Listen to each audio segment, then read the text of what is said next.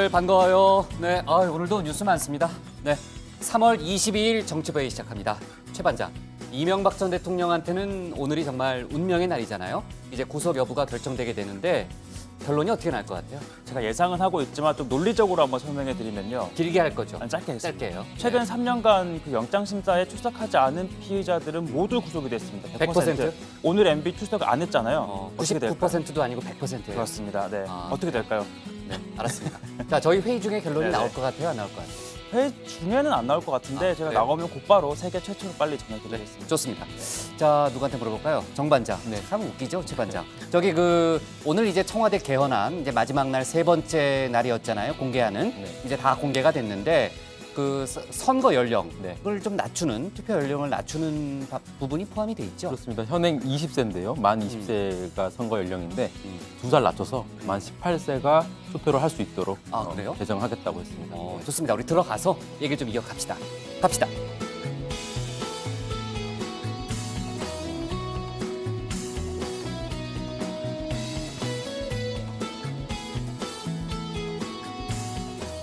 네, 반장들 자리에 앉았으면 정치부회를 시작하죠. 아무튼 최 반장은 세계 최초도 좋지만 그래도 회의에 집중하도록 하고요. 지금 현재 이제 논현동 자택에 머물고 있는 이명박 전 대통령이요. 정말 입술이 바짝바짝 마르고 있을 때입니다. 그럴 시간이잖아요. 원래 또 침이 잘 마르는 그런 스타일로 유명하고요. 구속영장이 발부가 되면요. 그 즉시 검찰의 인도로 이제 구치소 독방, 지금 독방을 준다는 거 아니겠습니까? 구치소 독방을 향해 떠나야 하고요. 기각이 되면은 맥주 한 캔 하고 바로 그냥 논현동 자택에서 잠을 자면 되는 거죠. 아무튼 이 전 대통령에겐 정말 운명의 시간이 다가오고 있다는 생각이 좀 들고요. 이 전 대통령의 바람과는 달리 지금 법조계 주변에서는 영장 발부 가능성이 아주 높다. 이런 분석이 좀 나오고 있죠. 자, 지금 법원에서는요, 박범석 영장 전담 판사가 정말 눈을 부릅뜨고 기록을 검토하고 있을 겁니다. 검찰 수사 기록이 8만 페이지에 달하고요. 지금 이 전 대통령이 낸 자료도 많기 때문에 서류의 산이다 이런 얘기가 나오고 있고 양측이 지금 직접 출석하진 않았으니까요. 서류 전쟁을 벌이고 있다. 이렇게 좀 볼 수 있겠네요. 자, 최 반장 발제 때 하나하나 짚어볼 포인트가 참 많지만요. 그전에 가장 궁금한 것은 이명박 전 대통령이 있는 지금 논현동 자택 주변 상황 아니겠습니까? 현장에 취재 기자가 나가 있으니까요. 저희가 좀 연결해서 지금 그쪽 분위기가 어떤지 자세히 좀 알아보겠습니다. 네, 이선화 기자가 지금 나와 있네요. 자, 이르면 오늘 밤 중으로 이 전 대통령에 대한 구속 여부가 결정될 걸로 보이는데 자택 주변 분위기는 어때요, 지금? 네, 보시다시피 제 뒤로 많은 취재진들이 이 전 대통령의 자택 앞에서 대기하고 있습니다. 이 골목길을 따라서는 펜스가 설치되어 있기도 한데요. 오늘 낮부터는 이 골목길의 양쪽을 경찰이 통행을 제지하고 있습니다. 분주한 바깥 분위기와는 다르게 이 자택 내부에는 블라인드가 쳐져 있고 창문이 굳게 닫혀 있는 등 이 적막한 분위기만 감돌고 있습니다. 네, 블라인드가 쳐져 있군요. 자, 혹시 이명박 전 대통령을 지지하는 사람들이 몰려오거나 아니면 여러 가지 돌발 상황 같은 건 없었나요? 네, 오후 들어서 이 전 대통령의 구속을 촉구하는 시민들이 이 현수막을 들고 자택 인근으로 와서 시위를 벌이기도 했습니다. 앞서 한 시민운동가는 이 전 대통령의 자택 인근으로 차량을 타고 진입하려다가 경찰에 의해서 제지당하기도 했습니다. 반면 지난해 이맘때 박근혜 전 대통령 구속 당시처럼 이 지지 시위대 등이 찾아오거나 하지는 않고 있습니다.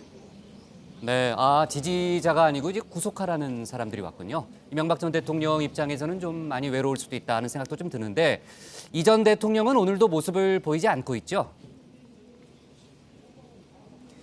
네, 이 전 대통령은 지난 15일 검찰 소환 조사를 받고 돌아온 이후에 자택 밖으로 나오지 않고 있습니다. 현재로서는 이 전 대통령이 이대로 자택에 머무르면서 법원의 판단을 기다릴 것으로 보이는데요. 이후 만약에 법원의 구속영장이 발부되게 되면 검찰 수사관들이 이곳 자택으로 와서 이 전 대통령을 호송 차량에 태운 뒤 곧바로 구치소로 향할 것으로 보입니다. 네, 자, 이선화 기자가 보기에는요. 이명박 전 대통령이 대국민 메시지를 추가로 발표할 가능성이 있습니까? 네, 일단은 구속 여부가 결정되면 이 전 대통령 측은 이 짤막한 메시지를 입장을 발표할 것으로 보입니다. 김효재 전 정무수석이랑 김왕식 전 국무총리가 방금 전 이 전 대통령의 자택으로 들어갔는데요. 다른 측근들 역시 오늘 저녁 이곳 논현동 자택에서 모일 계획으로 알려졌습니다. 이때 입장 등을 정리할 것으로 보입니다. 다만 이 전 대통령이 직접 전면에 나서지는 않을 것으로 예상됩니다. 지금까지 이명박 전 대통령 자택 앞에서 JTBC 이선아입니다. 네, 이선아 기자가요. 지금 논현동 자택 상황을 잘 전해줬는데 그 전체적으로 분위기는 좀 썰렁하네요. 예. 그 바깥 상황은 지난번에 박근혜 전 대통령 때는 정말 지지자들이 몰려가지고 상당히 좀 혼란스러웠잖아요. 그렇죠? 자, 이 전 대통령에 대한 구속 여부, 지금으로서는 오늘 밤 늦게 나올 걸로 보이지만요. 그 저희 회의 도중에도 나올 수 있어요. 그러니까 왜냐하면은 그 박범석 부장판사가 기록을 며칠 전부터 검토를 해왔습니다. 기록이 많긴 하지만 밤을 새서 봤다면은 오늘 회의 중에도 얼마든지 나올 수 있으니까 저희가 긴장을 늦춰서는 안 될 것 같고요. 자, 오늘 정치부회의는요. 먼저 최 반장 말재를 들어보면서 내일 아침 구치소로 가느냐 마느냐 정말 일생일대 기로에 선 이명박 전 대통령 얘기부터 해보고요. 남북예술단 협의 등 외교안보 이슈와 청와대발 뉴스를 이어서 정리하겠습니다. 미투 속보, 또 청와대 개헌안 얘기도 해보겠습니다. 그럼 먼저 최종혁 반장의 발제부터 시작하겠습니다.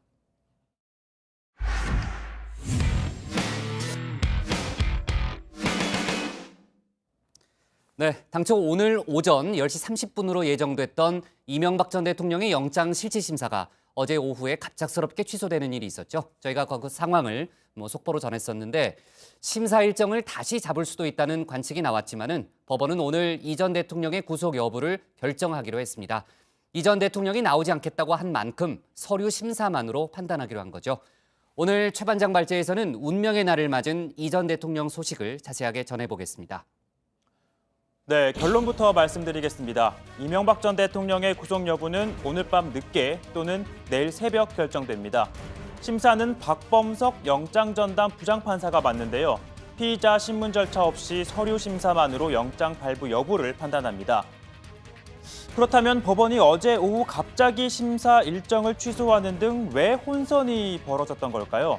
당초 오늘 22일 오전 10시 30분 예정된 심사에 이명박 전 대통령은 검찰에서 입장을 충분히 밝혔다며 출석하지 않겠다는 입장을 밝혔죠.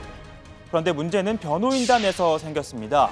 변호인단이 법원에는 영장실질심사에 출석하겠다는 의견을 제출했지만 반면 검찰에 제출한 의견서에는요. 불출석하겠다는 취지가 담겨 있었습니다. 이를 안 법원이 변호인단의 정확한 입장을 확인할 수 없으니 일단 예정된 일정을 취소한다라고 했던 건데요. 이후 변호인단이 밝힌 의견은 이렇습니다. 이 전 대통령에 대한 구인장이 다시 발부될 경우 피의자와 변호인은 출석할 의사가 없습니다.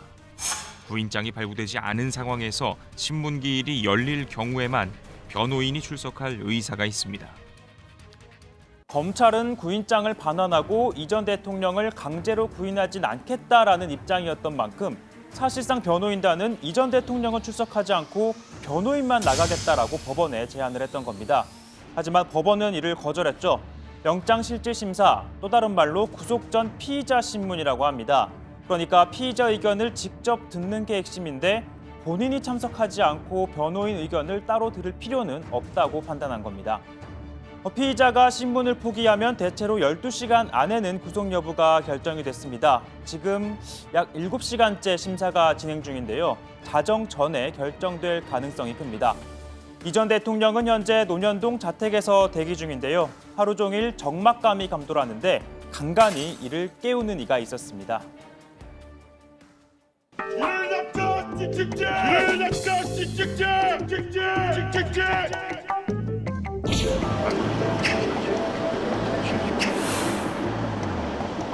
길을 잡자 찍찍제 지구에서 나와라 거짓말쟁이 쥐는 나와라 무창 구속 김윤옥도 구속하라 금일 내로 이명박을 구속하라. 네, 오늘 내일 영장이 발부되면 논현동 자택에 있던 이 전 대통령은 법무부 호송차를 타고 구치소로 이송이 됩니다. 지난주 검찰 출석 때와는 달리 더 이상 경호는 없고요. 최소한의 교통 통제 등만 이루어질 것으로 보입니다. 검찰은 영장 청구서에 서울구치소 또는 동부구치소에 구속하고자 한다라고 적시했는데요. 서울구치소엔 박근혜 전 대통령이 있어 전직 대통령 2명을 한 곳에 수감하면 경호 등의 문제가 발생할 수 있고요. 또 공범 혐의를 받는 김백준 전 기획관도 바로 이 서울구치소에 있습니다. 이 같은 점을 고려하면 동부구치소에 수감될 가능성이 커 보입니다. 영장 결과는 내일 자세하게 전해드리도록 하고요. 잠시 화제를 한번 전환해 보겠습니다. 이렇게 남다른 슈트핏을 가진 남성 누굴까요? 각 잡힌 어깨 라인에 센스 있는 넥타이 색감, 그리고 이 손목에 찬 시계까지 그야말로 완벽해 보이는데요.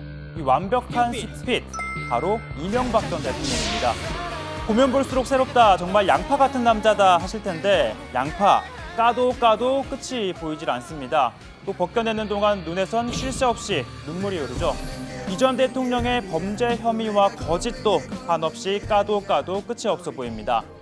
거짓말은 저서를 통해서 한번 체크해 볼 텐데요. 이 전 대통령 10여 권의 책을 썼고 신화는 없다. 이 책은 베스트셀러 반열에 올랐습니다. 물론 다스가 대량 구입했다는 증언이 나왔죠. 최근에 쓴 대통령의 시간에 나오는 한 대목입니다. 나는 정치 자금을 걷지 않았다. 내 재산을 사회에 환원했다. 내놓았다. 셀러리맨 생활을 하면서 평생 아껴 쓰며 모은 돈이었다라고 했습니다. 이 전 대통령은 평소 무소유를 실천했던 법정 스님을 존경한다고도 했죠. 스님은 내 것으로 남는 게 있다면 사회를 위해 쓰라는 마지막 말씀을 남기셨습니다. 저는 법정 스님을 자주 뵙지는 못했지만 늘 존경해왔습니다. 특히 법정 스님의 책 무소유가 좋아서 자주 읽었습니다. 네, 무소유를 실천하겠다, 전 재산을 환원하겠다며 설립한 게 바로 청계재단이었습니다. 하지만 명목상 다스 대주주였던 처남 김재정 씨가 사망한 후 상속 과정에서 청계재단에도 지분 5%를 출연하는 등 실소유주인 이 전 대통령의 지분 확보 편의를 위해 세워진 재단으로 검찰은 의심하고 있습니다. 그리고 또 다른 책인데요. 절망이라 하지만 나는 희망이 보인다라는 책에는 이런 구절이 나옵니다. 나는 부정한 부자보다 깨끗한 가난을 택할 것이다. 즉 부정부패와는 선을 긋겠다고 한 건데 이 전 대통령은 부끄러운 삶을 살아오지 않았다고 자처해 왔습니다. 그러나 저는 떳떳하지 않습니다. 누구도 나의 길을 막을 수가 없습니다. 저는 정직하고 당당하게 살았기 때문입니다. 네, 정직하고 당당하게 살아온 이 전 대통령은 현재 110억 원대 뇌물 그리고 350억 원대 횡령 혐의 피의자 신분으로 구속 여부를 기다리고 있습니다. 오늘 발제 이렇게 정리해 보겠습니다. 보시면요, MB 구속 여부 이르면 오늘 밤 결정입니다. 네. 자, 어제 오후에 정말 저희 회의 시작하기 5분 전에 갑작스러운 결정이 내려졌잖아요. 그래서 영장 실질심사 일정이 원래 오늘 오전 10시 30분으로 잡혀 있었는데 그게 취소되는 그런 법원의 결정이 나왔습니다. 그래서 법원이 추가적인 일정을 추후에 잡겠다. 그렇게 어제 입장을 내놨었는데 예정대로 오늘 영장 실질심사가 진행되는 거나 마찬가지 효과죠. 이제 오늘 구속 여부가 결정되는 거니까요. 자, 양 반장. 그러니까 오늘 밤에는 무조건 결정이 나는 거네요. 일단 서류 심사만 가지고 구속 여부를 판단할 때는 12시간 이내에 판단이 내려진다는 거죠. 그러니까 이제 자정 전에는 어느 정도 구속 여부가 판가름 날 거라는 관측이 나오는데 지금 증거 기록이 8만 페이지라고 맞아요. 합니다. 예, 네. 사실 영장 심사라는 게 당일에 아까 부장도 말씀하셨지만 당일에 하는 게 아니지 않습니까? 며칠 전부터 봤대요. 예. 지난 20일부터 검토 작업을 법원에서는 계속 해오고 있었다고 하더라고요. 일단 검찰이 청구한 영장에서 보면 범죄의 중대성 그리고 당선 무효 사유로 연결되는 국가의 중대 사안 이렇게 적시해놨기 때문에 법원이 인정할지가 주목이 됩니다. 이 전 대통령 측이 법원에 제안했던 건 두 가지입니다. 구인장이 다시 발부가 되면 피의자와 변호인 모두 출석할 의사가 없다. 그리고 또 하나는 구인장이 발부가 되지 않으면 변호사만 출석하겠다라는 의사를 밝혔던 건데 즉 통상적인 피의자에게 적용되는 구인 절차를 거부하면서 변호인을 통해서 방어권을 행사하겠다는 의미였습니다. 이걸 받아들일 경우에는 뭐 당연히 특혜 시비가 불거질 수밖에 없고 그동안 당사자가 신문을 포기하면 서류 심사로 대체해 왔기 때문에 법원도 이에 따라서 변호인단의 주장을 받아들이지 않은 거고요. 영장 심사에 출석하지 않은 경우에 영장 발부율은 아까 최 반장이 이야기했듯 100%입니다. 신문 기일날 출석과 불출석이 있는데 출석한 경우에 영장 발부율이 대체로 최근 2015년에서 2017년까지 80% 초반대인데요. 반면에 불출석한 경우에는 100% 영장이 발부됐습니다.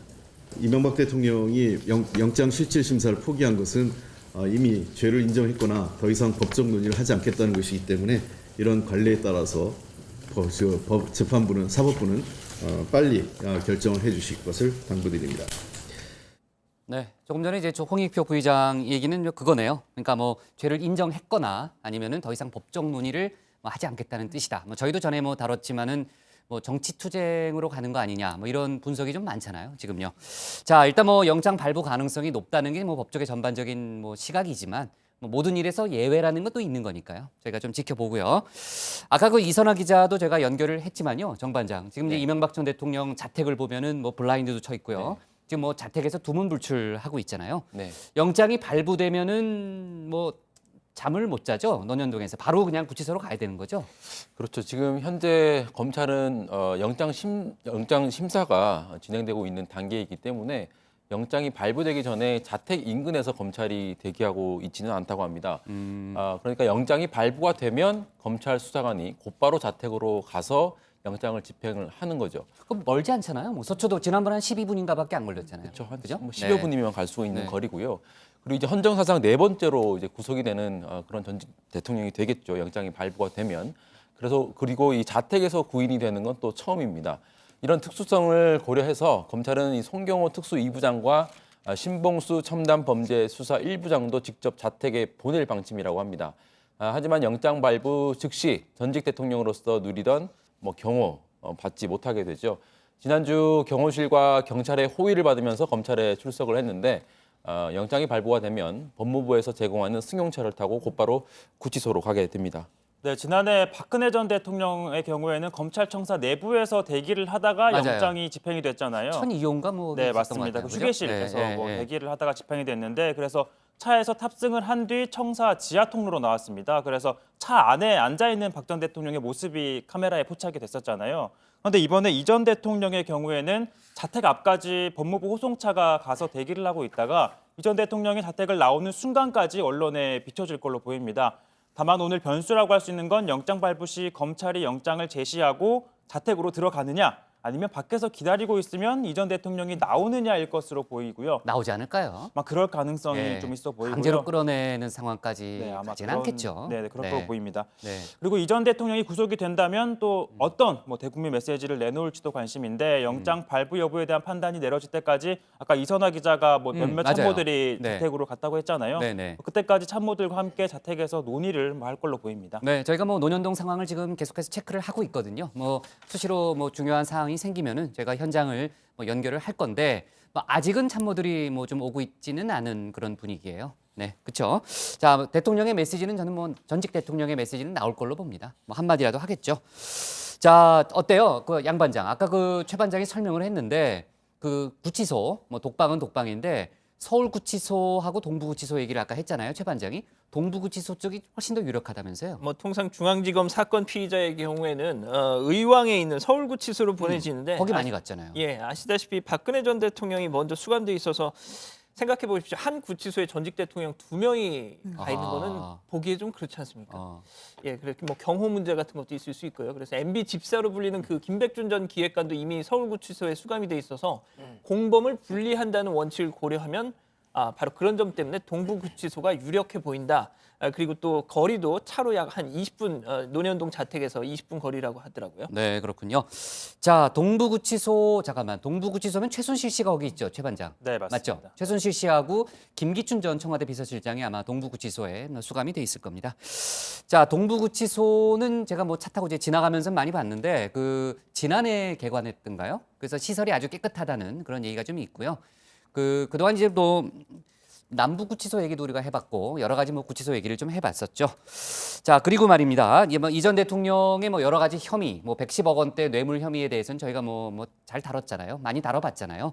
그중에 80억 원이 이제 뭐 재임 기간 동안에 뭐 이루어졌던 그런 뭐 뇌물 혐의다, 뭐 이런 얘기도 했었는데 지금 뭐 다른 혐의들도 뭐 속속해서 뭐 속속 뭐 의혹들이 좀 나오고 있는데 그 중에 하나가 이제 청와대 이제 문건 유출이잖아요.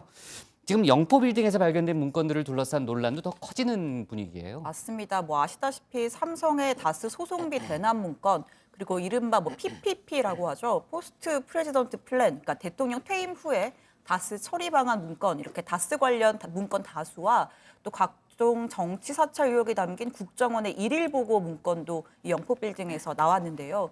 이 전 대통령 측은 청와대에서 이삿짐을 정리하고 분류하는 과정에서 착오로 개인 짐에 포함돼서 이송됐다라면서 이후에 창고에 보관돼 있었고 압수 시점까지 그런 서류가 있는지도 몰랐다라는 입장문을 냈었습니다. 하지만 검찰이 영포 빌딩에서 압수한 문건이 3,000건이 넘습니다. 이 정도의 규모의 문건이면 섞여 들어왔고 몰랐다라는 건 좀 납득하기가 어렵죠. 그렇죠. 솔직히 이해는 안 되죠. 네. 근데 그 설명이. 그러니까 그러면서 수사에 활용돼서는 안 된다 하면서 국가기록원에 반납하라고 행정소송을 냈었잖아요. 그죠? 그렇습니다. 예. 네. 그런데 이 문건들 가운데 MB 정부가 경찰로부터 노무현 전 대통령을 사찰한 것으로 의심되는 문건을 받아본 정황도 드러났습니다. 검찰에 따르면 경찰의 이 사찰 정보가 담긴 문건이 한 60여 건이 된다고 합니다. 2008년 11월 노 전 대통령이 민주주의 2.0 사이트를 개설한 이유가 정치적 사회적 이슈화를 시도하려는 것이다. 이런 내용, 노 전 대통령의 동정이 포함된 것으로 전해졌습니다. 또 사찰한 게 아니라면 알 수 없는 개인 일정도 파악을 했다고 하는데 노 전 대통령이 봉화마을에서 방문객과의 만남 횟수를 1일 3번에서 1번으로 줄이는 대신 만남 시간을 늘린 점, 이 자리에서 주고받는 대화 내용도 들어 있었다고 합니다. 네, 가령 이런 것도 있었다고 하는데요. 노 전 대통령이 사돈의 장남 결혼식에 참석한 뒤에 노 전 대통령의 후원자로 알려진 그 강금원 창신선유 회장이 있는 충주로 가서 하루 동안 머물렀고 또 두 사람이 골프 라운딩을 한 뒤에 휴식을 취했다는 등의 세밀한 내용이 담겨 있었다고 합니다. 또 노 전 대통령이 논산 젓갈시장 등을 방문하고 노사모 회원을 만났다는 내용도 포함된 것으로 전해졌고요. 그리고 노 전 대통령뿐만 아니라 안경환, 조국 등 당시 그 인권위원장과 위원들의 면면도 분석해서 담은 문건이 있었다고 합니다. 그러니까 이 밖에도 발견된 문건이 아까 3,000건이라고 그랬잖아요. 그러니까 정치 공작 성격을 띠고 있는 문건들도 많기 때문에 향후 수사로 이어질 가능성도 있어 보이고요. 또 어디 보도를 보니까 블랙리스트 있잖아요. 블랙리스트 관련한 문건도 있다고 그러더라고요. 그러니까 박근혜 정부 때 그 블랙리스트 관련해서 많은 사람들이 지금 구속된 상태인데 MB 정부에도 블랙리스트가 있었다는 것을 보여주는 그런 문건들이 존재했다. 이런 얘기도 좀 나오고요. 추가 수사가 되겠죠. 자, 지금 이제 이번 영장에 적시된 이명박 전 대통령의 혐의가 12가지, 크게 묶어서요. 12가지 정도 되는데 수사 결과에 따라서 20개를 넘을 수 있다. 이런 얘기가 나오죠. 지금 얘기했던 이런 추가적인 의혹에 대한 수사가 계속 그러니까 진행되고 나면 현대건설 쪽도 있고 많아요. 그렇습니다. 그러면 네. 이제 기소 단계에서 혐의가 더 불어날 걸로 보이는데요. 당장 이명박 전 대통령이 재임 중에 현대건설에서 2억 원대 뇌물을 수수한 혐의도 포착이 됐고요. 현대건설이 분양 용역 수행 업체 다스 자회사인 그 홍은 프래닝을 끼워 넣어서 2억 6천만 원의 통행세를 지불했다. 이런 혐의고 또 이 전 대통령 처남 누나 이영배 금강 대표 이렇게 또 차명으로 재산 예금을 보유했다고 이렇게 영장에 적시는 안 됐는데 이 역시도 범죄 혐의로 넣지 않은 만큼 추가가 될 가능성이 있습니다. 네, 지금 논현동 자택 여전히 블라인드는 쳐져 있는 상태고요. 지금 방문객도 별로 없기 때문에 상당히 지금 저 모습이네요. 커튼도 쳐져 있고요. 이 전 대통령이 거의 모습을 드러내고 있지 않기 때문에 네. 전에 이제 김윤옥 여사만 카메라에 한번 찍혔었죠. 네네. 사진 촬영이 한번 됐었고요. 그 이후에는 아마 김윤옥 여사도 밖으로 나오지 않는 것 같고요. 자, 어쨌든 이명박 전 대통령과 김윤옥 여사 지금 5시 35분이니까 좀 오늘 어떤 상황이 펼쳐질지 모르니까 이른 저녁을 하고 있을 수도 있겠네요. 네, 지금 MB 일가 6명이 수사 대상이기 때문에 분위기는 상당히 침울할 걸로 보입니다. 자, 오늘 기사 제목은요. 이렇게 정할게요. MB 구속 서면 심사 이르면 오늘 밤 결정으로 잡겠습니다. 다음은 신혜원 반장의 발제를 들어보겠습니다.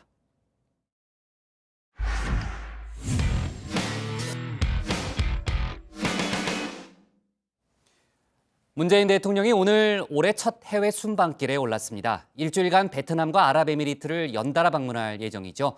4월 초 평양 공연을 앞둔 우리 예술단 사전 점검단도 오늘 북한으로 향했습니다.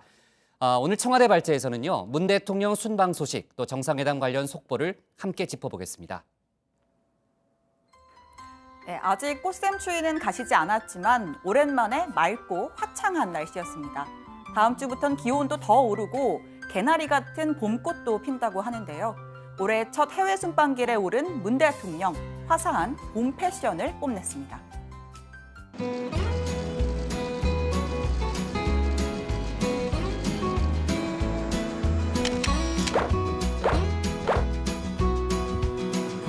봄이 왔네요. 우리가 처음 만났던 그때 향기 그대로,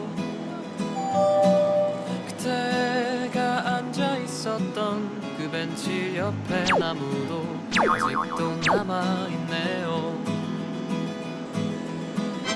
살아가다 보면 잊혀질 거라 했지만 지난해 마지막 순방인 중국 방문길에는 이렇게 두툼한 겨울 코트 차림이었는데 대통령 순방 패션만 비교해봐도 계절의 변화가 느껴지시죠?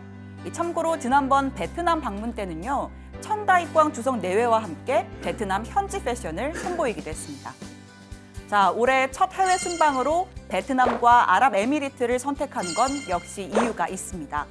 동남아와 중동 핵심 국가를 방문해 외교 거점을 확보, 남북, 북미 회담의 다각도로 대비하고 또 우리 경제 영토를 넓히는 한반도 신경제지도 구상을 실현하기 위해서입니다.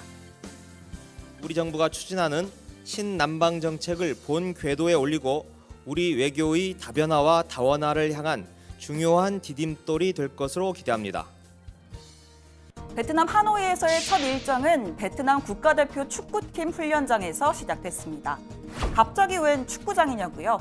지난 1월 베트남을 강타한 쌀딩크 열풍, 박항서 감독이 이끄는 베트남 축구대표팀이 아시아 축구연맹 챔피언십에서 준우승을 차지하며 국민 영웅으로 떠올랐기 때문입니다. 시내로 들어오니까 정말 장난이 아니더라고. 거의 원래는 한 시내까지 한 50분 정도 걸리는 거리인데 공항에서 이파가 나 깜짝 놀랐어요. 그래서 이 축구를 좋아하는 거 이상으로 사랑한다는 느낌을 받았습니다. 이게 그 3급 훈장 이거죠, 그죠? 예. 상급이 제일 높은 거라면서요? 아니 저도 예. 그 1급이 더 좋은 줄 알았더니 예. 상급이 높은 거라. 글쎄 말이에요. 저희들도 내일은 쩐다이광 주석과의 정상회담이 예정돼 있습니다. 지난해 에이펙 정상회의 후 4개월 만의 만남인데요. 베트남은 현재 우리나라 전체 교역국 순위 5위, 아세안 10개국 중엔 1위를 기록한 핵심 국가입니다. 신남방 정책의 핵심 거점이 될 예정인 만큼 향후 전략적 협력 관계를 강화하는 데 주력하겠다는 입장입니다. 대통령은 순방길에 올라도 이 남북 회담 준비는 차질 없이 진행되어야겠죠. 먼저 통일부는 남북 정상회담 의제를 협의하기 위한 남북 고위급 회담을 오는 29일 판문점 통일각에서 열자고 북측에 공식 제안했습니다. 남쪽은 조명균 통일부 장관을 수석 대표로 청와대와 국정원에서 각 한 명씩 모두 3명을 내보내겠다. 의제로는 남북 정상회담 일정, 의제, 대표단 등 기본 사항을 다루자입니다. 예술단 평양 공연 준비도 착착 진행 중입니다. 탁현민 청와대 행정관을 포함한 6명의 사전 점검단이 오늘 오후 베이징에서 고려항공을 타고 평양에 도착했습니다. 관련된 그 공연 전문가들이 가서 주로 조명, 무대, 음향 등 이런 그 기술적인 부분들, 실무적인 것들을 점검할 예정입니다. 점검단은 2박 3일 동안 공연 장소인 동평양 대극장과 류경 정주영 체육관, 예술단 숙소인 고려 호텔을 살펴본 뒤에 귀환하는데요. 지난달 북한 예술단 공연을 앞두고 현성월 단장이 먼저 방한했던 것과 같은 맥락입니다. 당시 점검을 마친 현 단장이 강릉 사람들이 더 따뜻하다, 이런 얘기도 했던 것 다들 기억하실 겁니다. 가겠습니다. 자, 시선은 어떠셨습니까? 시선은 마음에 드셨나요? 시선은 마음에 드셨나요? 시설은 어떠셨습니까? 시설은 어떠신지 한 말씀만 해주세요. 북한에선 우리 대중가요를 남조선 날라리풍, 자본주의 황색바람으로 규정하고 언급 자체를 금지하고 있습니다. 하지만 김정일 위원장의 애창곡이 사랑의 미로였다는 건 공공연한 소문이고 또 조용필의 평양 콘서트 땐 암표까지 돌 정도로 우리 가요에 대한 관심이 아주 높은데요. 그중에서도 대학생 인기 넘버1 바로 백지영 씨라고 합니다. 김정은 후계 구축 시절에 비양시 대학생들을 대상으로 자본주의 날라리풍 집중 단속을 했디. 당시 대학생들 가방을 뒤지면 가장 많이 나오는 게 백지영이의 노래였다. 특히 총 맞은 것처럼은 비양시 대학생들 애창곡 1위였디. 백지영이 노래가 하도 많이 나오니 노래를 줄줄 외우고 다녔더랬지. 역시 이번 공연에 백지영 씨가 포함된 이유가 다 있었습니다. 4월 1일 첫 공연이 이제 딱 열흘 남았는데요. 윤상 감독의 약속처럼 환상적인 쇼가 펼쳐지길 기대해 봅니다. 오늘 청와대 발제는 문 대통령 베트남 순방 돌입, 신남방 정책 닷 올린다로 정리하겠습니다. 네, 정말 총 맞은 것처럼 명곡이죠. 그죠? 네. 정마장도 많이 불러봤죠, 노래방에서. 너무 어려워서요, 전 노래는. 아, 그래요? 네. 기자들한테는 또 총 맞은 것처럼이란 노래가 기사 남의 기사 대신 써주고 그러네요. 총 맞았다. 그러네요. 네, 네, 맞습니다. 네, 미안해요. 반응을 좀 제대로 못해가지고 처음에 못 알아들어가지고 이해를 못하시네. 네, 이해했어요. 이제 이해했어요. 자, 평양 공연 뭐 생중계했으면 참 좋겠다라는 생각이 들고요. 아까 중간에 제가 사랑미로 부르는 거 나와서 깜짝 놀랐어요. 아니, 제대로 한번 불러야 되겠네. 자, 그렇고요.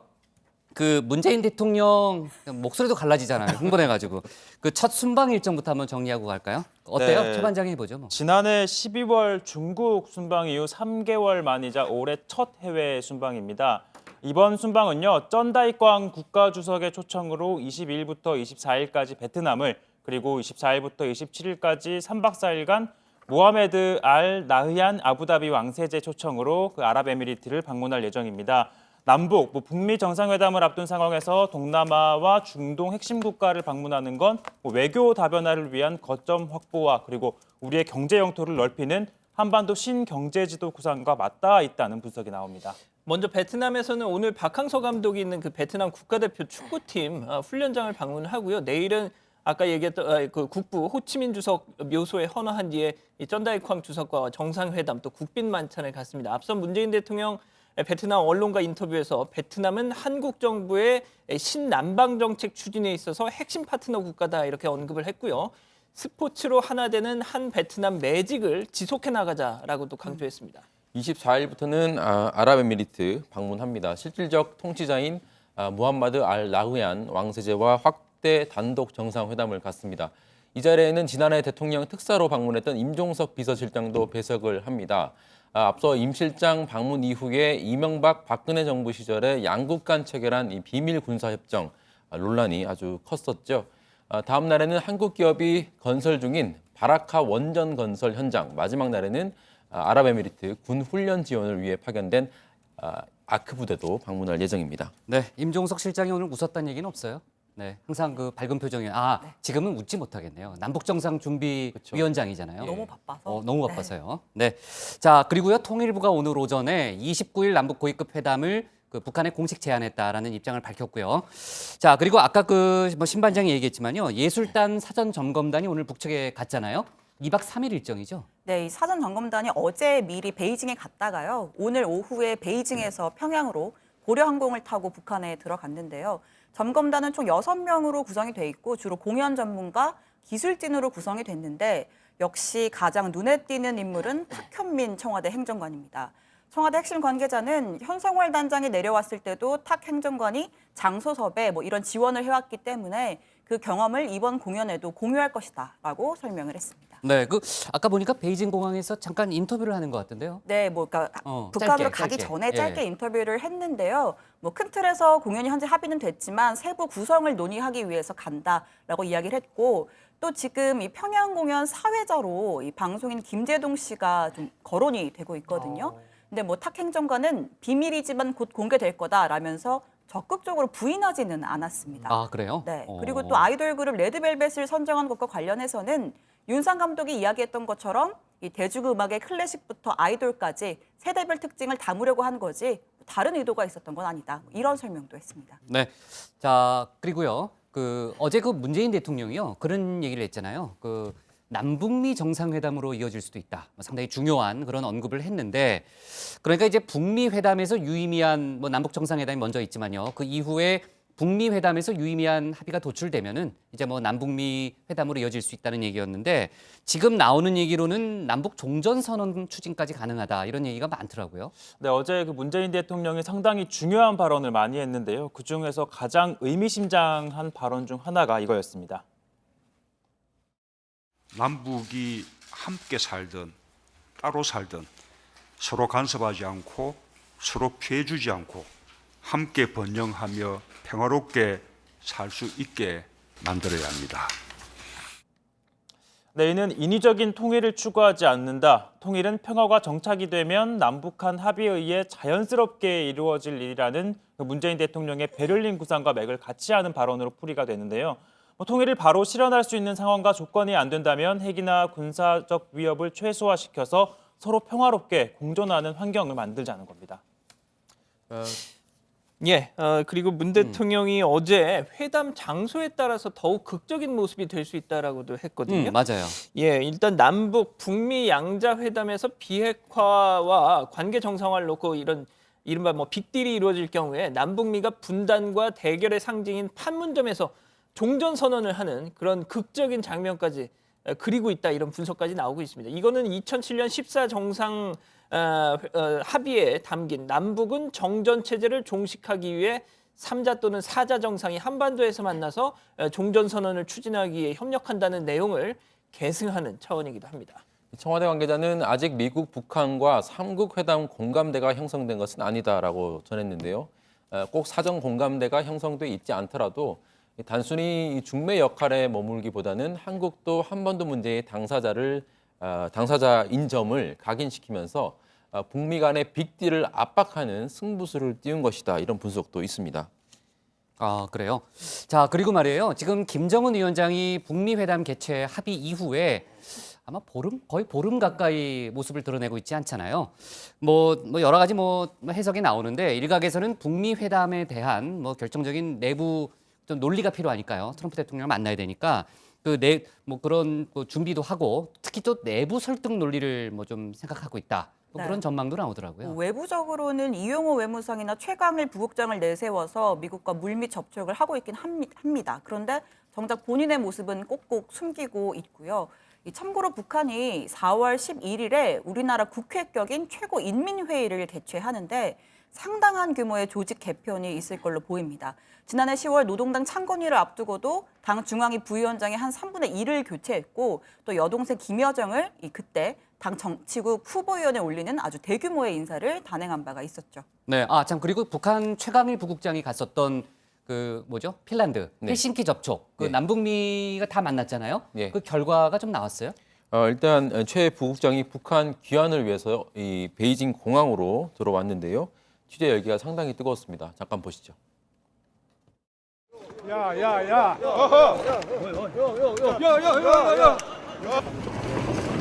밀지 말고. 아이고, 되게 밀어. 잠시만이라도 좀 말씀해 주세요. 비켜. 자, 가자 진짜. 좀 갑시다. 예? 기름 비켜라. 이렇게.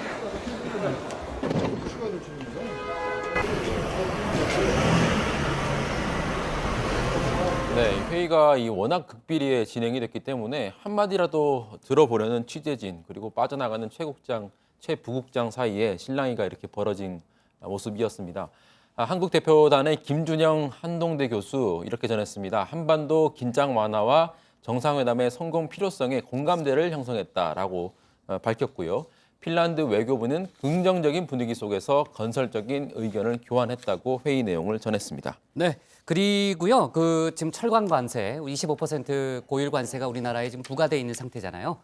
부과하기로 한 상태잖아요. 그래서 그 철강 관세를 좀 면제해 달라는 그런 협상을 하고 있는데, 지금 미국에서 들려오는 얘기로는 전망이 아주 어둡진 않다. 전망이 어둡지 않다 그런 얘기가 좀 나오는데요. 아무튼 뭐 FTA랑 연계될 수도 있다라는 얘기도 나오니까 제가 협상 결과를 좀 더 지켜보고요. 신반장이 한번 좀 다뤄야 될 것 같아요. 네. 그죠? 좋습니다. 자, 오늘 청와대 발제는요. 이렇게 잡을게요. 문 대통령 베트남 아랍에미리트 순방 돌입으로 잡겠습니다. 다음은 양원보 반장의 발제를 들어보겠습니다.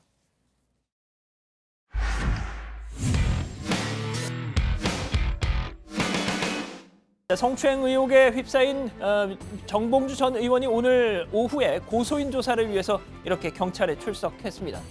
프레시안 기자를 고소했죠. 얘기 잠깐 들어보시죠. 본인들이 기사에서 밝혔듯이 이런 사람이 서울시장이 돼서는 안 된다라고 입장을 밝혔는데 그거는 이후 조사에서 왜 그날 택했는지 그건 아마 조사 과정에서 나올 거라고 봅니다. 자, 정 전 의원은 앞서 성추행이 벌어졌다는 2011년 12월 23일의 행적을 전부 증명해 보일 수 있는 780장의 사진을 확보했다고 말한 바 있습니다. 경찰에 오늘 그 사진 파일을 다 제공했다고 하는데요. 성추행은 없었다. 다시 한번 주장했습니다.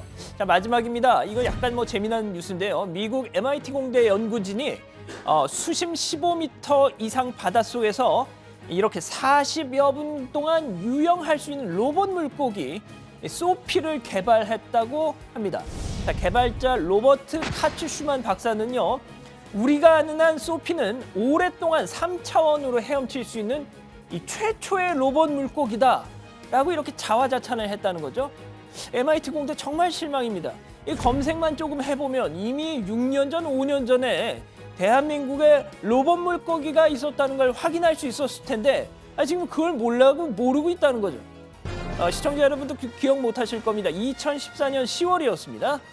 자, 정치부에는 대한민국 언론사상 최초로 이명박 정부의 거의 모든 역량이 집약돼 있었던 로봇 물고기를 방송에서 선보인 바 있었죠.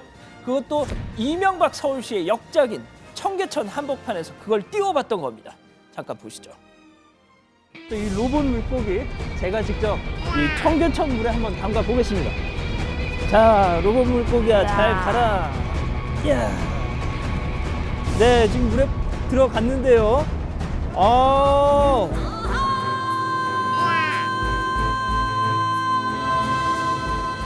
그렇습니다. 저 때는 참 저도 젊었네요. 근데 아무튼 보신 것처럼 조금 이렇게 가는 듯 하더니 멈춰버렸습니다. 아무튼 저거 만드는데 한 대당 6억 원이 들었다는 겁니다. 아마도 모르긴 몰라도 지금 어딘가 창고에 잘 이렇게 처박혀 있지 않을까 싶은데 어쨌든 로봇 물고기 대한민국이 최초였습니다. 오늘 준비한 소식 여기까지입니다. 네, TV조선 이진동 사회 에디터, 특종 기자로 유명한 사람이죠. 저도 예전에 이제 검찰 출입할 때 그때는 한국일보 기자였는데 만났던 기억이 있고요. 그 한국일보, 조선일보를 거친 다음에 그 2008년으로 2008년 맞죠? 2008년 총선 때 한나라당 후보로 안산의 그 상록을인가? 거기 이제 출마했다가 낙선했어요. 그리고 나서 다시 이제 TV조선으로 입사를 한 상태입니다. 그리고 아까 얘기했지만은 최순실 씨 국정농단 사건 관련한 제보를 처음 받았던 그런 취재를 했던 사람이잖아요. 자, 지금 이제 TV조선 측의 입장이 어떤 거라고요? 네, 일단 TV조선 홍보팀에 따르면요. 이진동 사회 에디터가 미투 운동과 관련된 문제 제기가 있었고 이를 책임지기 위해 사표를 낸 것은 맞다. 현재 제기된 미투는 사실 확인 중에 있다. 사표는 아직 수리되지 않은 상태라고 입장을 밝혔습니다. 하지만 다른 회사 관계자들은 사표가 즉각 수리됐다고 하면서 약간 사실관계 확인에 혼선이 좀 빚어지고 있는 상황입니다. 네, 저희가 그 정치보회를 시작하기 전까지 나왔던 그 이진동 기자의 입장은 그 미디어 오늘인가? 거기랑 인터뷰했던 거죠? 그게 어떤 내용이었던가요? 거기서는 일단 성폭력 의혹에 대해서 전면 부인했습니다. 그러면 사표를 왜 낸 것이냐라고 했더니 불미스러운 일 때문이다라고만 했고 그 이상은 저 기사군요. 네, 그 이상의 말은 없었습니다. 네. 근데 사실 오늘 상당히 놀랐던 게요. 그 이진동 기자의 그 미투 관련 그 소식을 가장 먼저 전한 매체가 월간조선이에요. 그러니까 월간조선하고 TV조선은 같은 계열사잖아요. 그렇죠. 예. 그러니까 꼭 한 식구인데 한 식구라고 볼 수 있는데 예. 단독 이런 보도까지 단독이라고 이렇게 꼬리표까지 붙어 그죠? 있는 네. 기사를 월간조선이 맨 처음 인터넷에 올렸습니다. 심지어 1보, 2보 이런 식으로 기사를 차례로 또 올렸습니다. 다들 이상하다고 생각을 했죠. 감추고 싶은 내부 사정일 텐데 어떻게 보면 뭐 스스로 공개를 한 그런 모양새가 됐습니다. 그래서 일각에서는 후폭풍을 좀 줄이기 위해서 이 자진 납세한 거 아니냐 뭐 이런 관측도 나왔는데 황당하게도 기사가 올라가고 한 10여 분 뒤에 기사가 사라졌습니다. 아, 기사가 사라졌어요? 예. 구체적인 내용은 잘 알려지지 않고 있는데 뭔가 복잡한 속사정이 있는 것으로 보입니다. 네, 아까 뭐 TV조선 측의 뭐 홍보팀의 입장은 아까 뭐 신반장이 전했고요. 그러니까 사표는 수리되지 않았고 지금 뭐 사실 확인 중에 있다. 이게 이제 TV조선 측의 입장이었는데 그 월간조선의 보도 내용은 어떤 거였어요? 제가 뭐 삭제되기 전 그 기사를 스크랩을 해서 좀 가지고 있었는데요. 네. 그 기사에 따르면 수년 전 함께 일하던 후배 여기자를 성폭행했고 이에 충격을 받은 후배 여기자는 퇴직한 상태라는 겁니다. 최근 이 기자가 미투 운동에 자극을 받아서 수년 전 자신이 당한 피해 사실을 알려왔고 회사 측에서는 이 기자에게 확인을 받았다라고 보도를 한 겁니다. 이 기사 내용을 신뢰할 수밖에 없는 게 다른 데도 아닌 월간조선 기자, 그 내부에 있던 기자가 쓴 것이기 때문일 텐데요. 하지만 10여 분 만에 이 기사는 삭제가 된 상태였고 TV조선 측은 월간조선 보도 내용 일부를 부인하고 있는 상태라고 네, 합니다. 근데 지금 조금 전에요. 뭐 상당히 충격적인 보도가 나왔어요. 뉴스타파에서 그 원래 이 사안을 뉴스타파에서 취재를 계속 해왔다고 합니다. 그러니까 뉴스타파에서 지금 막 기사를 띄웠는데 저희가 이걸 좀 읽어가면서 지금 막 기사가 지금 막 떴으니까 읽어가면서 한번 좀 얘기를 좀 해볼게요. 저도 좀 보면서 얘기를 하겠습니다. 그 TV조선 이진동 부장이 한 명이 아니군요. 여직원 2명에 대해서 그 아까 저희가 뭐 성폭력이라고 좀 이렇게 표현을 했는데 성폭행 그러니까 수위가 상당히 높죠. 이제 성폭행 의혹이 있다라는 보도를 했는데 자 어떻습니까? 정반장 어떤 내용이에요? 이 뉴스타파가 이 성폭행을 당했다는 여성 A 씨와 직접 접촉을 했습니다. 직접 만나서 인터뷰를 한 거군요. 예, A 씨에 따르면요, 2015년에 술자리가 있었는데 이진동 부장이 술자리가 끝나고 집에 데려다 주겠다면서 A 씨의 집 안까지 들어갔고 집 안에 들어가서 A 씨를 성폭행했다는 겁니다. A 씨는 당시에 자신보다 직급이 높은 이진동 기자가 차를 한 잔 달라고 계속 요구를 해서 거절할 수가 없었고 집에 들어온 뒤에도 여러 번 거절 의사를 밝혔는데 이 부장이 물리적 힘을 동원해서 성폭행을 했다는 겁니다. 그리고 이 최초의 성폭행이 있은 뒤에 이진동 부장이 며칠 뒤에 피해자 A 씨 집에 다시 찾아왔고 심야에 늦은 밤에 전화를 걸거나 문자 메시지를 보내면서 집에 초대해달라 이렇게 요구하는 그런 피해가 또 있었다고 합니다. 근데 신반장 그러면 A 씨 같은 경우에 이진동 뭐 부장 기자로 합시다. 기자에게 항의를 안 했어요? 그 A 씨가 사건 이후에 극심한 정신적인 고통에 시달리다가 최근에 이 미투 운동이 시작이 되면서 고민 끝에 이 부장에게 연락을 취했다고 합니다. 그 주고받은 카톡 내용도 공개를 했는데 제가 좀 읽어드리면요. 먼저 피해자 A 씨가 이진동 기자에게 보낸 카톡 얘기입니다. 그러니까 너무 상세한 표현을 빼고요. 뭐 몇 년 전 일이 생각나서 연락합니다. 아직도 지우고 싶은 기억이고 악몽같이 끔찍합니다. 분명히 싫었는데 끈질기게 달라붙었죠. 그 뒤에도 자주 우리 집에 가고 싶다고 하고 뭐 생각만 해도 토할 것 같다. 이렇게 연락을 했는데요. 이진동 기자에게 답이 왔습니다. 답이 왔대요? 네. 어떤 내용이에요? 진심으로 사과한다. 씻을 수 없는 상처가 조금이라도 풀릴 수 있다면 수백 번이라도 사과를 하고 싶다라고 했습니다. 그래서 피해자 A 씨가 이런 요구를 했다고 해요. 진심으로 뉘우친다면 공개적으로 사과를 하라고 이렇게 요구를 했는데 이 기자가 이걸 거부했고 대신 회사에 사직서를 내는 것으로 가름하겠다라는 입장을 밝혔다고 합니다. 그러면서 사직서를 제출했다.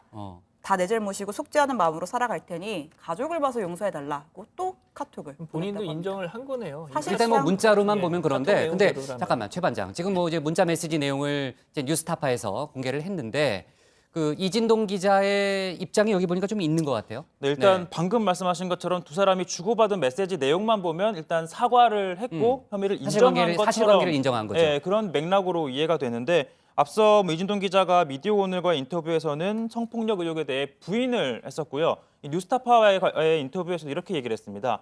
성관계는 있었지만 강압성 여부는 법적으로 따질 문제다. 이렇게 얘기를 했고요. 그럼 뭐 합의가 뭐 두 사람 간에 만나는 일이 뭐 합의하고 이런 일이 아니지 않느냐. 뭐 둘 사이에 있었던 일이기 때문에 법적으로 판단이 필요하다라는 입장을 밝혔는데 뭐 향후 뭐 수사까지 이어진다면 뭐 거기에서 밝혀질 걸로 보입니다. 네, 양 반장도 혹시 이거 좀 기사 보고 있어요?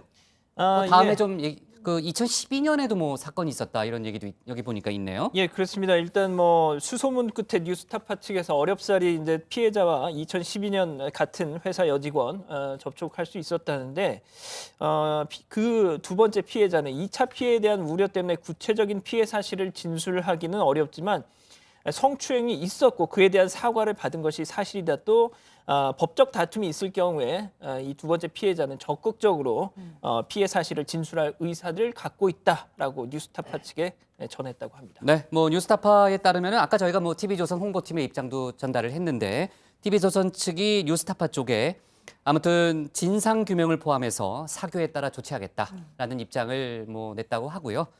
뭐 지금 뭐 사표를 수리하진 않았다라는 게 이제 TV조선의 입장이지만 그 뉴스타파 보도까지 나왔기 때문에 뭐 사표를 수리할 가능성이 뭐 현재로서는 높아 보인다 이렇게 좀 볼 수 있겠네요. 자, 좋습니다. 뭐 관련해서 TV조선의 입장이 나오면요, 뭐 추가 입장이 나오면은 저희가 뭐 속보로 더 전하는 걸로 하고요. 자, 오늘 기사 제목은 이렇게 정리하겠습니다. TV조선 이진동 기자 미투 문제로 사표 제출로 정리하겠습니다. 다음은 정강현 반장의 발제를 들어보겠습니다.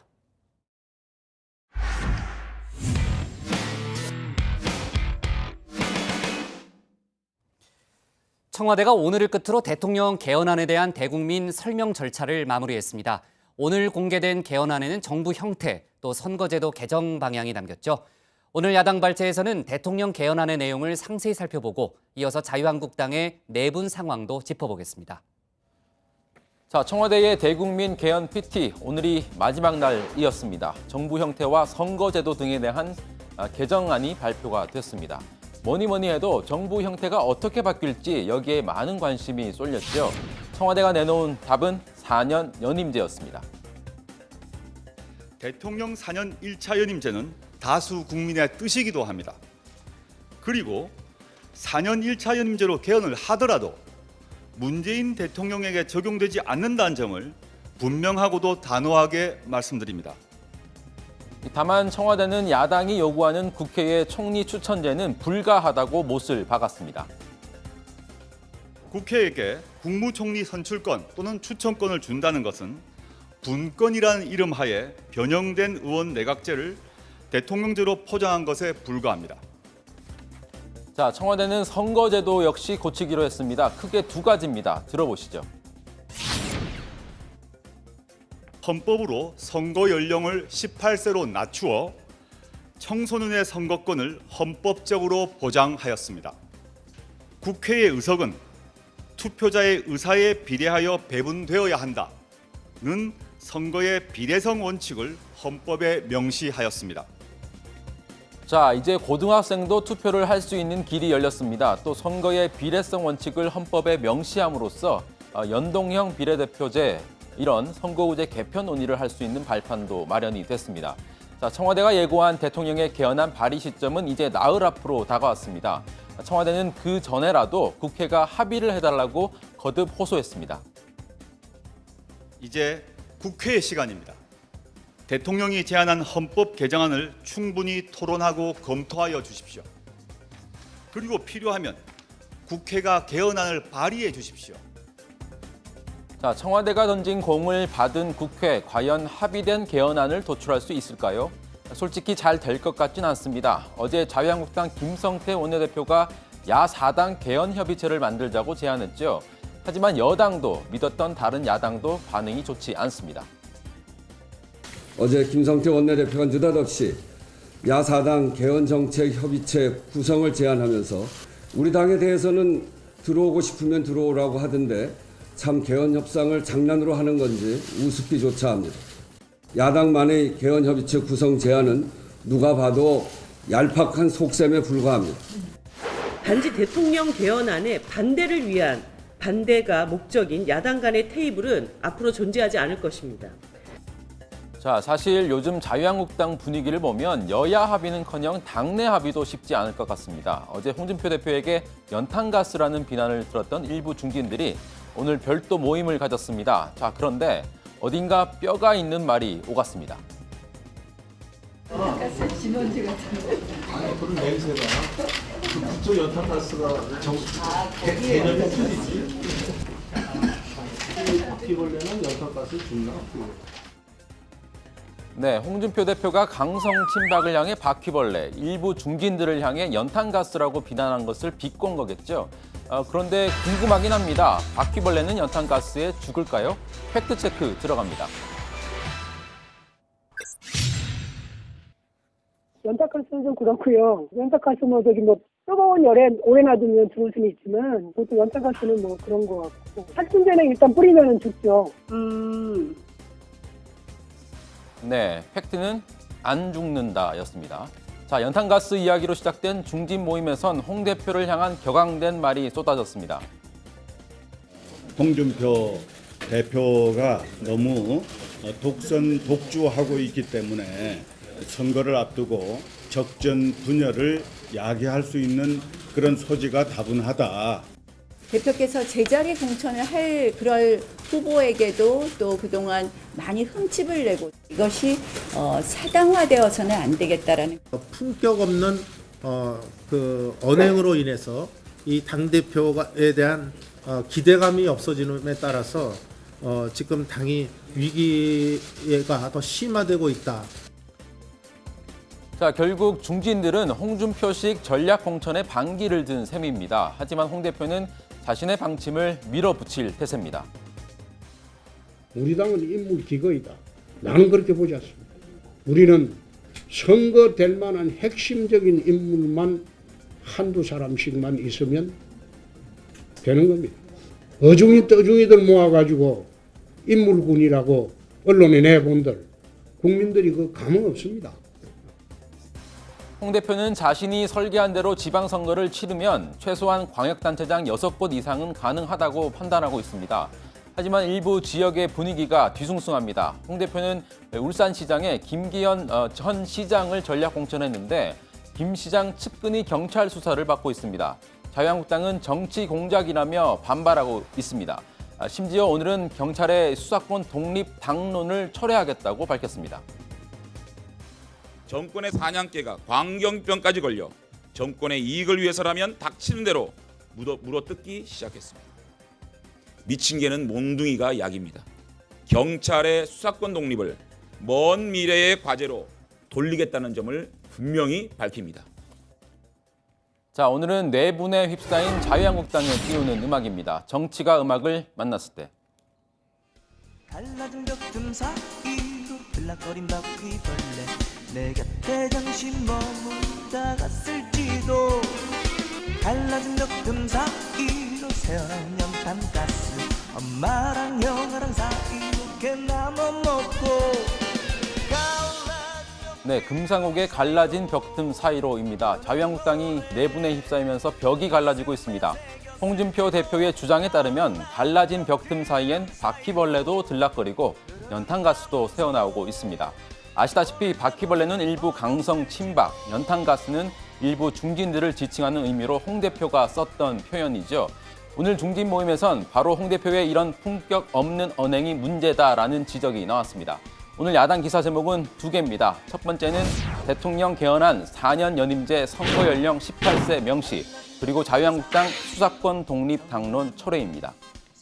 네, 자 신반장, 오늘로 이제 대통령 개헌안에 대한 청와대 설명은 끝이 난 거죠? 네, 오늘로써 설명 절차는 마무리가 됐고요. 오늘 오후에 한병도 정무수석이 국회를 찾아가서 국회 갔어요? 네, 정세균 국회의장과 각 당 지도부에 이 개헌안 전문을 전달했는데 자유한국당과 민주평화당은 한 수석 방문을 거절해서 이 전달을 받지 않았습니다. 그리고 오늘 우선 추가로 발표된 내용부터 좀 살펴보면요. 정부 개헌안은 대통령 4년 연임제를 새로운 권력구조 형태로 제시했습니다. 또 대통령 선거 결선 투표제도 도입이 됐고요. 정치권의 최고 쟁점으로 떠올랐던 국무총리 임명 권한은 현행대로 대통령이 갖는 것으로 유지가 됐습니다. 네, 그러니까 야당 쪽에서는요, 대통령 권한을 분산시키는 차원에서 총리 추천제를 들고 나온 거잖아요.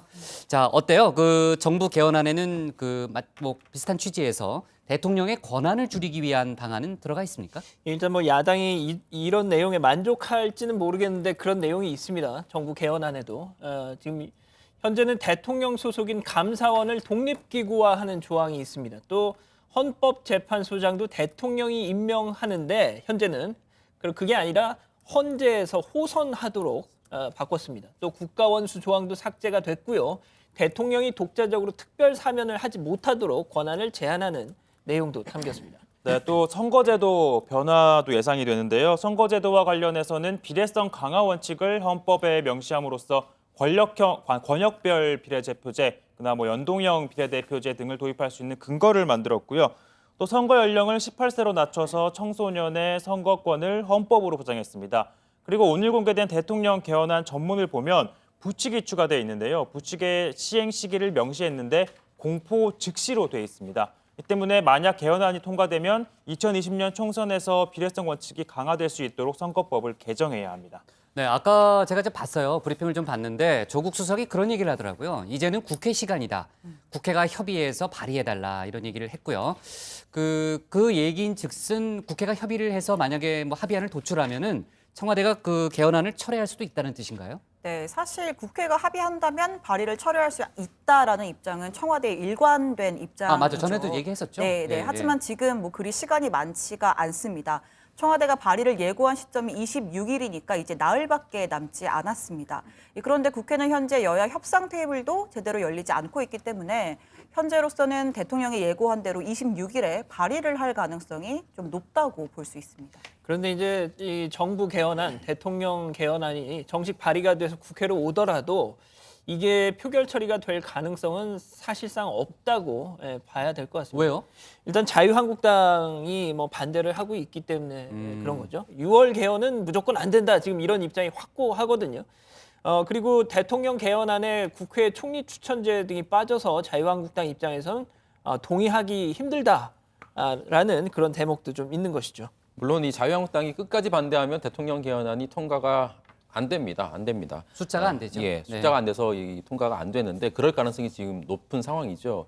하지만 최소한 이 국회의 개헌 협상을 재촉하는 촉매제 역할은 분명히 할 수 있을 것 같습니다. 일단 여론도 대통령의 개헌안 발의에 긍정적인 편으로 결과가 나오고 있습니다. 리얼미터가 어제 하루 동안 여론조사를 했더니 대통령의 개헌안 발의에 찬성한다는 응답이 59.6%였습니다. 반대한다는 응답은 28.7%에 그쳤습니다. 아, 정 반장. 그리고 참 자유한국당이요. 경찰의 수사권 독립 당론을 철회한다는 입장을 밝혔는데 예. 그게 어떤 맥락에서 그런 거예요? 일단 직접적인 원인은 울산경찰청이 이 김기현 울산시장의 측근의 비리 혐의를 포착을 하고 수사를 하고 있기 때문입니다. 자유한국당은 이게 정치 수사다, 정치 공작이다 이렇게 주장을 하고 있는데 사실 며칠 전부터 자유한국당 내부에서 경찰에 수사권을 내줄 수 없다 이런 말이 조금씩 나오고 있었습니다. 구체적인 사건도 있었는데요. 장제원 대변인 얘기 들어보시죠. 자유한국당 원내 지도부가 경찰청을 항의 방문했을 당시 허경열 경찰청 수사국장은 놀랍게도 이철성 경찰청장의 제지에도 불구하고 제1야당 원내대표를 면전에서 호통치는 전대미문의 행동까지 자행했습니다. 아니, 경찰청 수사국장이 김성태 원내대표에게 호통을 쳤다고요? 네, 제가 좀 취재를 해봤는데 이 당시에 이 김성태, 장제원, 함진규, 윤재옥 이렇게 4명이 경찰청을 항의 방문했습니다. 비공개 대화가 이어졌는데 그 대화를 하던 도중에 김성태 원내대표가 이철성 청장에게 경찰이 그렇게 정부에 아부하면 안 됩니다. 이렇게 항의를 했다고 합니다. 그랬더니 옆에 있던 허경열 수사국장이 아니 말씀이 너무 심하신 건 아닙니까? 라면서 되받았다는 거죠. 그래서 약간 소동이 있었는데 나중에 방문을 마치고 나오면서 의원들끼리 검경 수사권 다시 생각해보자 이런 이야기를 나눴다는 게 제가 자유한국당 쪽에서 취재한 내용입니다. 물론 경찰은 정치적 고려가 전혀 없는 수사다라면서 자유한국당 측에 설명을 하고 있습니다. 홍준표 대표 역시 오늘 페이스북에 글을 올렸는데요. 소수 검찰의 사냥개 노릇도 참고 견디기 힘든데 수많은 경찰이 떼거지로 달려든다고 생각하면 참으로 끔찍하다. 검경 수사권 조정 당론을 재검토하겠다라고 밝혔습니다. 네. 아, 그리고 지금 논현동 자택 혹시 좀 영상 좀 볼 수 있어요? 지금 현장 분위기가 좀 궁금한데. 아, 지금 나오네요. 아직까지 지금 네. 법원에 이제 이명박 전 대통령 구속영장에 대한 영장 발부 또는 기각 결정은 나오지 않았고요. 그 논현동 자택에도 지금 특이점은 없는 것 같습니다. 지금 오늘 인근 도로에 어제부터 이제 펜스가 설치되어 있고요. 경찰이 지금 통행을 차단하고 있다는 거 아니겠어요? 그 논현동 자택은 지금 이제 저희가 이제 그림을 보고 있지만요. 그 블라인드가 쳐져 있고요. 또 창문이 굳게 닫혀 있고 뭐 이명박 전 대통령은 지난 15일인가 그때 이제 검찰 수사를 받고 돌아온 이후에 아예 일주일째 자택 밖으로 나오지 않고 있대요. 아까 그 이선화 기자가 현장에서 그 김효재 전 수석과 김황식 전 총리가 자택에 들어갔었다고 했잖아요. 지금 맞아요. 확인해 보니까 조금 전에 다시 네. 집에서 나왔다고 합니다. 아, 나왔대요? 네, 뭐 아마 측근들이 뭐 지금 왔다를 좀 반복하는 것 나오네요. 같은데 네, 네. 지금 다시 나왔다고 하고요. 뭐 영장 실질 심사 결과가 나오기 전에 다시 측근들이 뭐 자택에 그렇겠죠. 모이지 않을까 모이겠죠. 싶습니다. 네. 아마 그 주변에 대기하고 있을 수도 있습니다. 네. 그래서 뭐 결론이 나면은 바로바로 뭐 들어갈 수 있겠죠. 대통령 메시지, 전직 대통령의 또 메시지도 내놔야 되니까요. 자, 좋습니다. 오늘 야당 기사는요. 자, 이렇게 정리할게요. 대통령 개헌안 4년 연임제 선거 연령 18세 명시로 잡겠습니다.